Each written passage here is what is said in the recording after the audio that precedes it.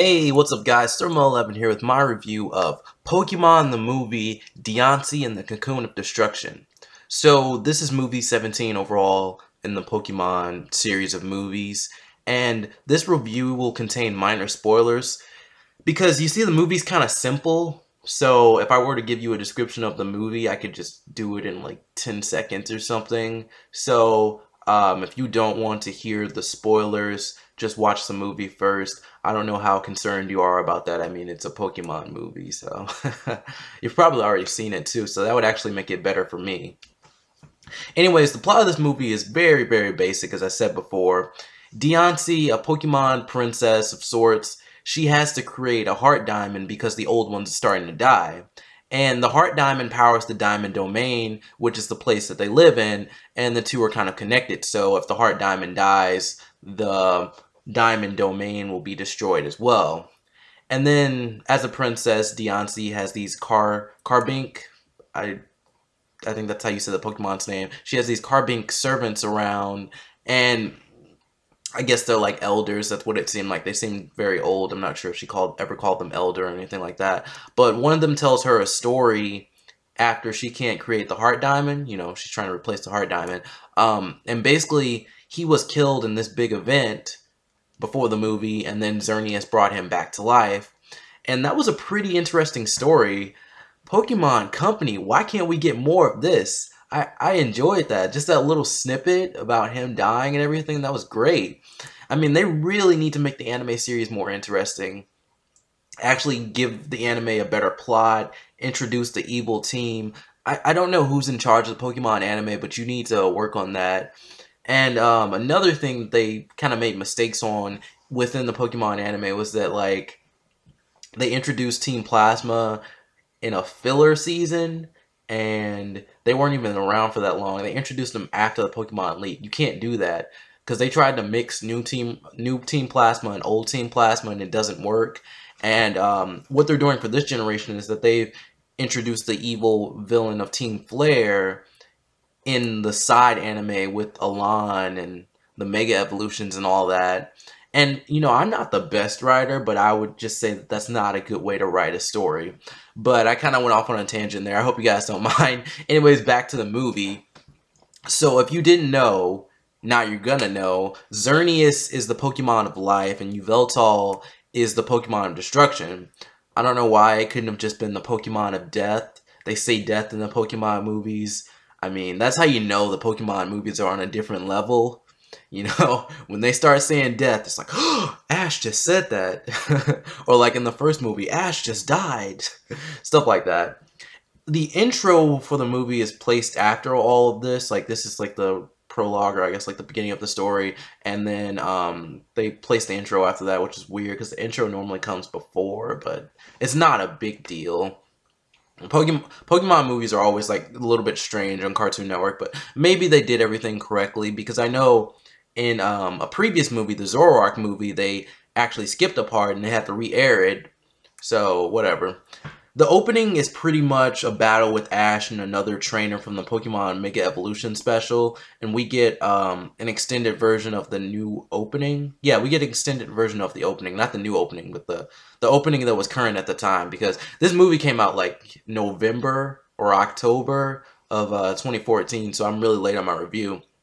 But I really liked that they included a trainer from the Pokemon Mega Evolution special. I thought that was really nice. And I feel like we're getting closer and closer to Ash versus Elan. And you guys know it's going to happen. And it's going to be epic.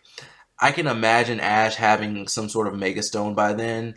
Probably Charizard, but does he have anything else that can Mega Evolve? He has a Sceptile. Probably shouldn't be thinking too hard on this, but yeah, I think that's it. Sceptile, Blaziken. There might be some others, but I'm not going to get into that because I'm talking about the movie here, which I'm not really doing. Ash, he fights a Mega Evolution, and he actually struggles in the battle, which I liked, because he's been winning some of the battles with Mega Evolutions in the anime. I mean, Lucario, it took a few times to get to the gym battle, but he still actually beat Lucario. Spoiler alert. And I just like that it's different from the anime series. You know, Ash is losing battles and stuff. I don't think he's had that many. Yeah, he hasn't even had that many rivals. I don't count Tierno. He doesn't. He doesn't seem like a rival. Tierno's the main rival. What is this? Seriously, they could at this point they could have put like the male trainer, the male like trainer in there. The character you play as, I would rather have him as a rival. Oh no, Tierno's a rival. He's dancing. Tierno's not a rival. Okay. So yeah, there's also no male trainer featured in the opening intro, because like normally in the opening intro it's like someone at the Pokemon League and they normally put in the male trainer that's, you know, Ash normally gets the female companion on his side, and then the male companion is normally shown in the movies either at the Pokemon League or fighting Ash, and they didn't do that. But yeah, now I'm gonna actually talk about the movie. So there are 3 different groups chasing Diancie. They all have their different reasons for chasing Diancie. I believe one of them wanted to become rich or something like that. And then Team Rocket's also chasing Diancie. I think they wanted to become rich as well, or they wanted to buy some stuff. I mean, I don't really count Team Rocket. I mean, Team Rocket. I started hating Team Rocket around the Diamond and Pearl saga. They were in every episode. There was so much filler. It got so annoying. They're just nothing now. So each group uses the fully evolved form of the Kalos starters, and you know they always change it up. Sometimes it's the trainers, the nice trainers that have the starters, or the evil team that has the starters. And basically 2 of them are chasing Diancie, like 2 of the different groups. Pikachu notices or hears Diancie's cry, runs off. Ash and his friends follow. So, you know, Ash, he has to be a hero and everything. He gets in the way to protect Diancie, and now they're involved in this whole fight for Diancie. Good job, Ash. That's where being a hero gets you.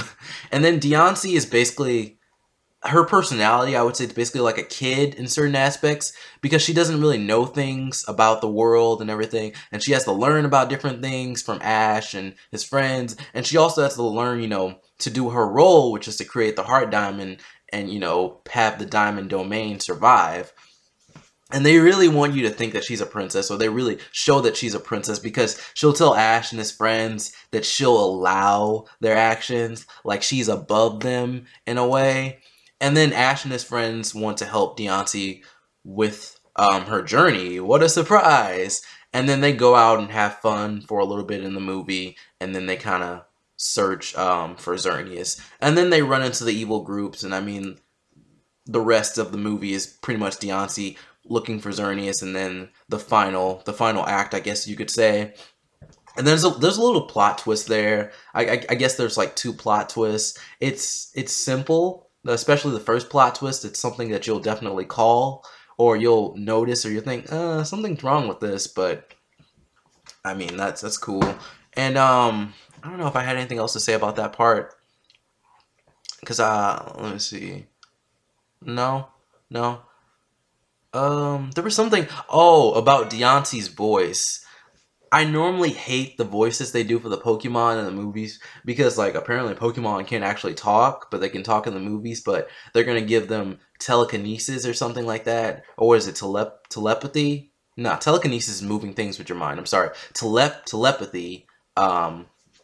And it's just like, oh, and then they have that weird, like, it's like they put the voice on something so it sounds weird, it sounds different, like it's in their head or something like that, or like the voice has an echo, and I just don't like that. And I normally like hate, because I hated Zoro's voice in the Zoroark movie, but this voice is okay. This is okay, Pokemon Company. Keep it like this, okay? I like this. So the movie felt like an episode of Pokemon. You know, this could have been like a 3-part special or something. They kind of toned it down. They toned the movie down compared to the other movies, but that's not a problem. And maybe capturing the feelings of a Pokemon episode isn't bad at all. I mean, all their normal gags are there. Bonnie's signature, will you take care of my brother? And Clement's, the future is now thanks to science. And, you know, Ash's response to that, wow, science is so amazing. You know, I think the movie actually benefits from being so simplistic, because other movies have tried these deep backstories, or maybe they're just focusing too much on like boring things. So maybe like Ash and his friends going around the town, learning different things, learning history, some stuff like that. The movie doesn't really spend too much time at one point, and I think that that's what really helps it. And there's this one part in the movie, and it's a small part, but the group, they're crossing over some, like, I don't know if they were like fallen tree trunks or like really, really big roots, but Ash helps Serena, and then she helps him. You know, he holds out his hand, she holds out her hand, but no one helps Clement. Clement's just in the back. And Ash and Serena, you're not even dating. You guys are 10. I thought it was like a one-sided attraction. Like, what's going on? And even in the anime, it feels like no one cares about Clement. He's just always in the back. Oh man, this is what happens when you become the new Brock or the new Silent or the new Tracy. You know, I think that's everyone, because Max wasn't really. Max was just like Bonnie. So yeah, okay. So the quality of the anime and the movies, I feel like it's starting to get similar. You know, quality meaning like animation wise, the way it looks and everything. I mean, the movies still look better, but like the anime's quality is like really jumped up, especially with X and Y. So they're starting to get to a point where they might be a little bit similar. And for this season of Pokemon, you know, they really made the battles dynamic. They're all over the place, and you know, they kind of use 3D a little bit, I would say often actually. So techniques like this are in the movie, but I always feel like this with the Pokemon movies. It feels like they just put like a filter on some of their movies, because I remember in one of the movies, like, they all looked orange. Everyone had like a weird tint to them. So I mean, just go back and look at some of the older movies from a few years ago. It's so odd. They look like Oompa Loompas. And you know, things like grass and other things, or towers, they're more detailed in the movies. But other than that, I would say it looks similar to the anime. And a few years ago, the movies were on a different level in terms of quality, but yeah, the anime is definitely catching up. So Cartoon Network, they can't air the full endings, because in America, we have to air commercials, and we have really long commercials or commercial breaks. So if, what is this? Yeah, so like, if it's a movie, I'm sorry, my notes were, if it's a movie, we have to air a lot of commercials for some reason. I don't know why. The ending's like 4 minutes. I enjoyed it, but I had to actually look it up on YouTube. You can do the same. I might put it in the description. I don't know. I'm lazy, guys. And there's nothing really to say about that other than the scenes, like scenes after the movie were shown in the ending. And if you're really into that, as I said before, I'll put it in the description, or I don't know, buy it on DVD.